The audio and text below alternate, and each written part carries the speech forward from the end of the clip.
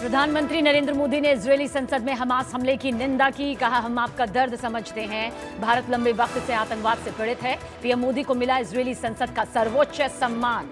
Remember the 26/11 Mumbai attacks and the innocent lives lost, including Israeli citizens. PM Modi की मौजूदगी में आज भारत और इजरायल के बीच प्रतिनिधि मंडल स्तर की वार्ता होगी। कई एमओयू साइन होंगे। आयरन डोम डिफेंस सिस्टम पर भी डील मुमकिन। इजरायल के राष्ट्रपति से भी मिलेंगे पीएम मोदी।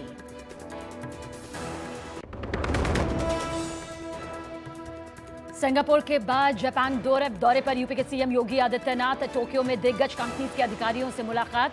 यूपी में निवेश के लिए न्योता। शिमला में दिल्ली पुलिस टीम पर एफआईआर दर्ज। एआई समिट में प्रदर्शन करने वाले 3 कांग्रेसियों को पकड़ने गई थी दिल्ली पुलिस की टीम। दिल्ली पुलिस भी क्रॉस एफआईआर कराने की तैयारी में।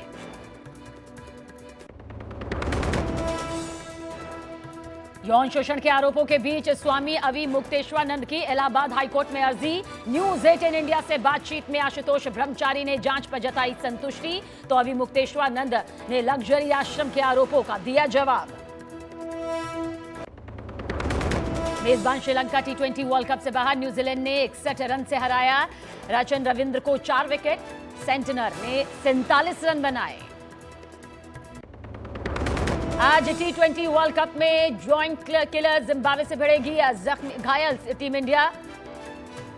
सुपर 8 की जंग में बल्लेबाजों को दिखानी होगी चमक। चेन्नई में शाम 7 बजे खेला जाएगा मैच। पतंजलि गाय का घी, मां का भरोसा, प्यार से परोसा। सह प्रायोजक वीनस टूल्स, क्वालिटी जिसपे देश करे भरोसा। Venus tools. सुबह के 6 बज चुके हैं। आपके साथ मैं हूं सबीना तामंग देशमुख। स्वागत है न्यूज 18 इंडिया के स्टूडियो में, पावर्ड बाय विक्रम डी। और आइए बुलेटिन की शुरुआत करेंगे देश और दुनिया से जुड़ी 25 जरूरी खबरों के साथ। गुरुग्राम में बाइक सवार के खतरनाक स्टंट का वीडियो आया सामने। एम्बियंस मॉल के सामने स्टंट कर रहे बाइक सवार का वीडियो सोशल मीडिया पर वायरल।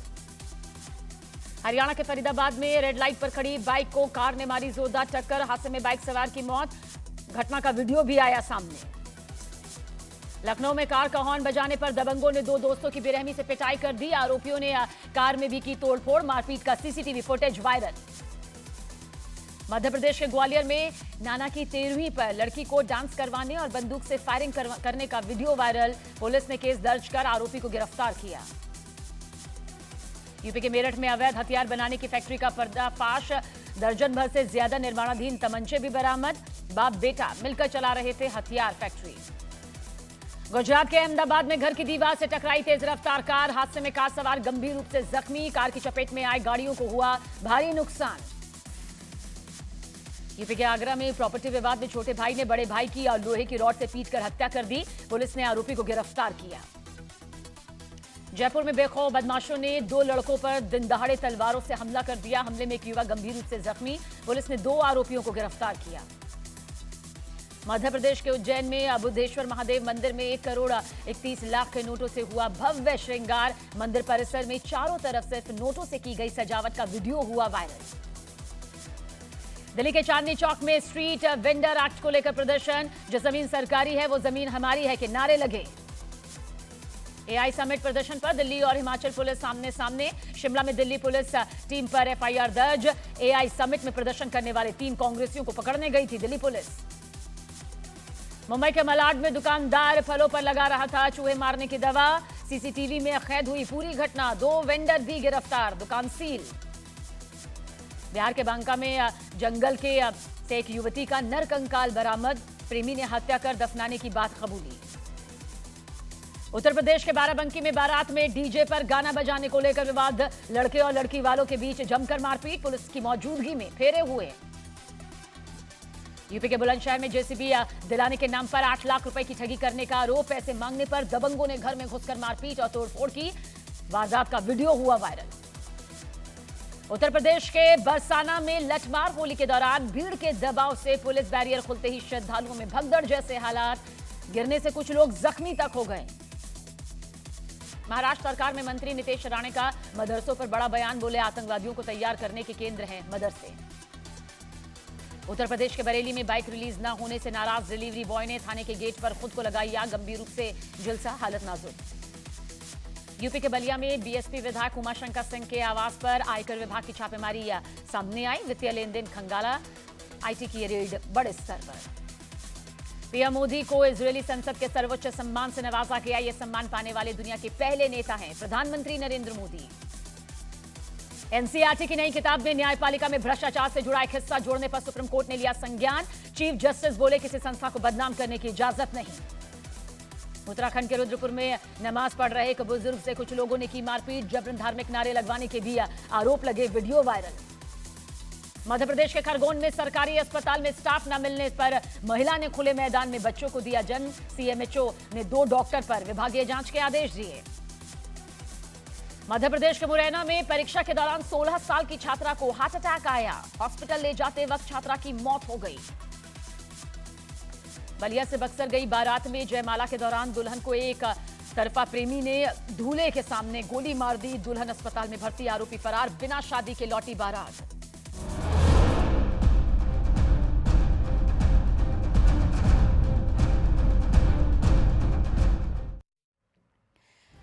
प्रधानमंत्री नरेंद्र मोदी इजरायल के 2 दिन के देखिए ऐतिहासिक दौरे पर हैं।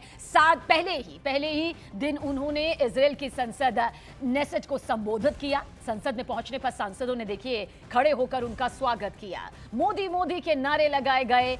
इसी से जुड़ी हुई ये 7 तस्वीरें आपके सामने मौजूद है, जहां भाषण के बाद प्रधानमंत्री नरेंद्र मोदी को इजरायली संसद का सबसे बड़ा सम्मान speaker of the Knesset medal से भी सम्मानित किया गया।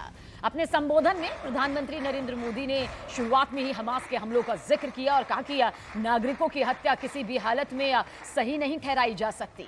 उन्होंने आतंकवाद पर दोहरा रवैया न अपनाने की बात कही और कहा कि भारत लंबे समय से आतंकवाद झेल रहा है, इसलिए इजरायल के दर्द को अच्छी तरह समझता है। प्रधानमंत्री नरेंद्र मोदी ने बताया कि उनका जन्म उसी दिन हुआ था जब भारत ने इजरायल को एक देश के रूप में मान्यता दी थी। वहीं इजरायली पीएम बेंयामिन नेतन्याहू ने भी पीएम मोदी को अपना भाई बताया और उन्हें एशिया का शेर और दुनिया का सम्मानित नेता कहा।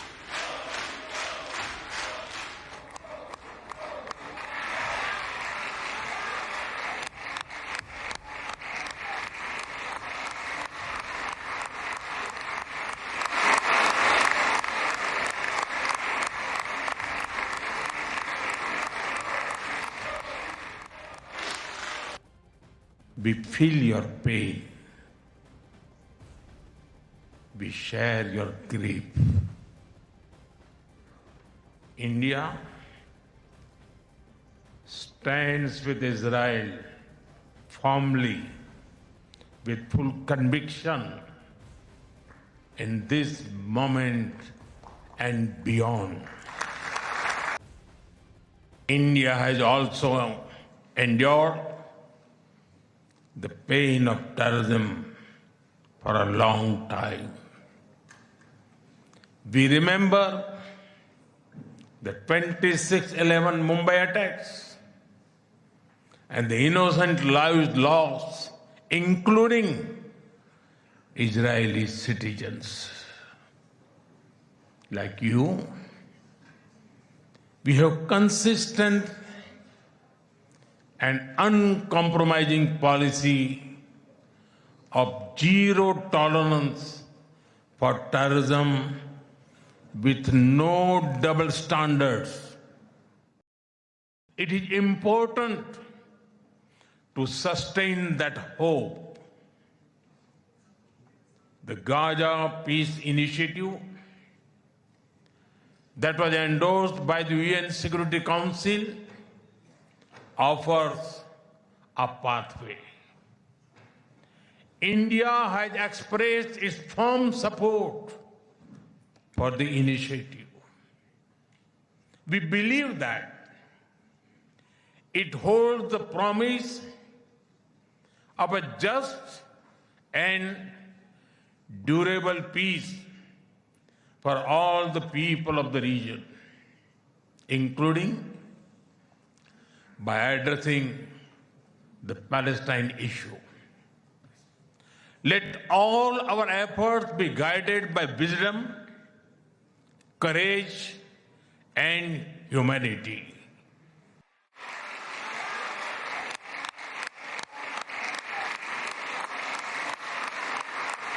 नरेंद्र मोदी ने अपने संबोधन के दौरान आतंकवाद का मुद्दा उठाया और मुंबई में 26 नवंबर 2008 यानी कि 26/11 आतंकी हमले का जिक्र करते हुए आतंकवाद को पूरी दुनिया के लिए बड़ा खतरा करार दिया।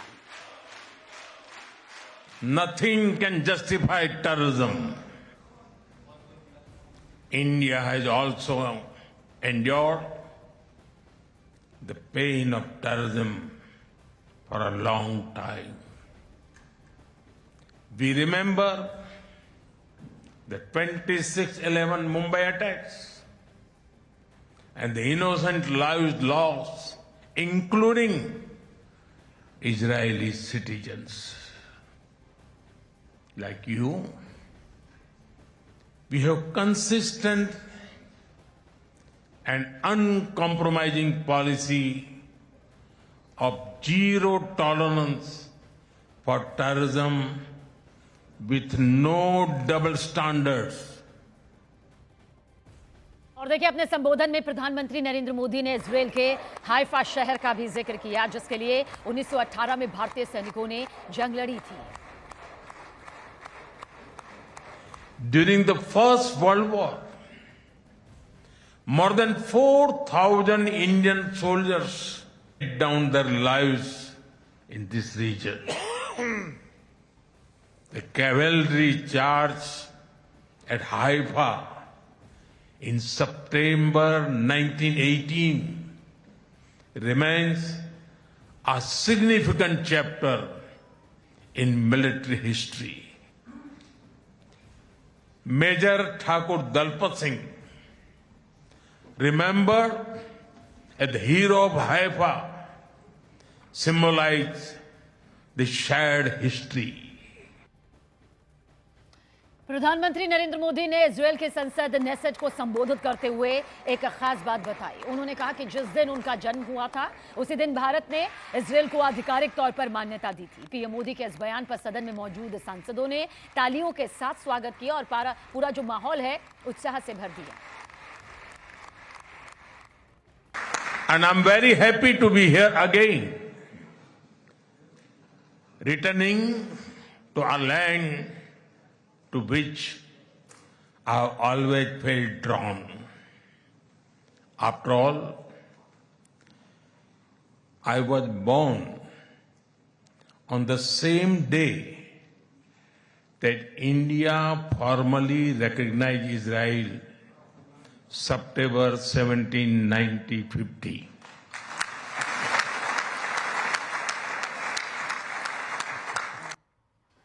इजरायल दौरे पर पहुंचे प्रधानमंत्री नरेंद्र मोदी को वहां बेहद गर्मजोशी से देखिए स्वागत मिला। इजरायल के प्रधानमंत्री बेंयामिन नेतन्याहू ने पीएम मोदी को दोस्त से बढ़कर अपना भाई बताया। इसके साथ ही उन्होंने मोदी हग का भी जिक्र किया और बताया कि मोदी को गले लगाना, जिसे दुनिया मोदी हग कहती है, कुछ खास है क्योंकि उसमें दिखावा नहीं, सच्ची गर्मजोशी होती है। नेतन्याहू ने कहा कि ये गले लगाना सिर्फ दो नेताओं के रिश्ते की बात नहीं बल्कि दोनों देशों के बीच बढ़ती नजदीकियों की निशानी है। We embrace each other because Prime Minister Modi's personal embrace is something special. It's called the Modi hug. It's well known around the world. And when you hug someone closely, truly, you know it's not an act. It's a real thing. It's called the Modi hug. But I have to tell you, Narendra, my dear friend, I am deeply, deeply moved by your visit here today. Because I have to be diplomatic, I will not rank it, because I'll get into trouble. But I've never been more moved than by your visit here with us, a great friend of Israel, a great champion of the Indian-Israeli alliance, and a great leader on the world stage. Welcome to Jerusalem, my dear friend, Prime Minister Narendra Modi and your distinguished delegation. Welcome to Jerusalem. Now, I said, Narendra, my dear friend, these are not just words. I would almost venture to say, more than a friend, a brother. In many ways, brothers. प्रधानमंत्री नरेंद्र मोदी ने इतिहास रचते हुए दुनिया के इकलौते ऐसे नेता होने का गौरव हासिल किया है जिन्हें इजरायल और फिलिस्तीन दोनों देशों ने अपने अपने सर्वोच्च सम्मान से नवाजा है। और उसी से जुड़ी हुई ये दोनों तस्वीरें इस वक्त आपके सामने। इजरायली संसद नेसेट ने परंपरा को तोड़ते हुए उन्हें speaker of the Knesset medal दिया। ये वही पदक है, ये वही मेडल है जिसे अब तक किसी भी विदेशी राष्ट्र प्रमुख को छूने तक का मौका नहीं मिला था। इस तरह मोदी दुनिया के पहले अंतर्राष्ट्रीय नेता बन गए जिन्हें यह सम्मान दिया गया है।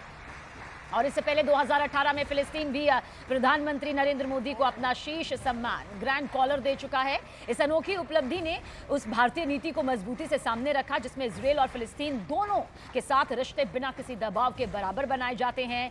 प्रधानमंत्री नरेंद्र मोदी के हाथ में एक तरफ फिलिस्तीन का ग्रैंड कॉलर तो दूसरी तरफ इजरायल का ये ऐतिहासिक पदक। ये तस्वीर भारत की संतुलित कूटनीति और पीएम मोदी के नेतृत्व में विश्व मंच पर बढ़ती स्वीकार्यता को दर्शाती है। मोदी को अब एक ऐसे वैश्विक नेता के रूप में देखा जा रहा है जिन्होंने टकराव और तनाव से भरी मध्य पूर्व की राजनीति में भरोसे का पुल खड़ा किया है। प्रधानमंत्री नरेंद्र मोदी के इजरायल दौरे पर संसद का नजारा किसी उत्सव जैसा ही रहा। जब पीएम मोदी ने सदन में कदम रखा तो देखिए कैसे पूरा हॉल मोदी मोदी के नारों से गूंज उठा। इजरायली संसद में पीएम मोदी के भाषण से पहले और बाद में जमकर तालियां बजी और मोदी मोदी के नारे गूंजने लगे। सबसे पहले इजरायली पार्लियामेंट नेसेट में प्रधानमंत्री नरेंद्र मोदी के पहुंचते ही देखिए सांसद खड़े होते हैं, उसके बाद उनका स्वागत करते हैं। सम्मान में देखिए खड़े होकर तालियां बजती हैं। सदन में कई मिनटों तक ये तालियां लगातार यूं ही गूंजती रहीं। वहां मौजूद सांसदों ने मोदी मोदी के नारे लगाए। पीएम मोदी के भाषण के दौरान तालियों और स्टैंडिंग ओवेशन का ये सिलसिला कई बार दोहराया गया। भारत में आपको बता दें कि ये 2 दिन का दौरा यहां पर है भारतीय प्रधानमंत्री नरेंद्र मोदी का, जिसका कल पहला दिन रहा। और सदन में पीएम मोदी के संबोधन के दौरान जोश नजर आया। तालियां और नारों का ये जो माहौल बना उसे हर भारतीय को गर्व महसूस हुआ।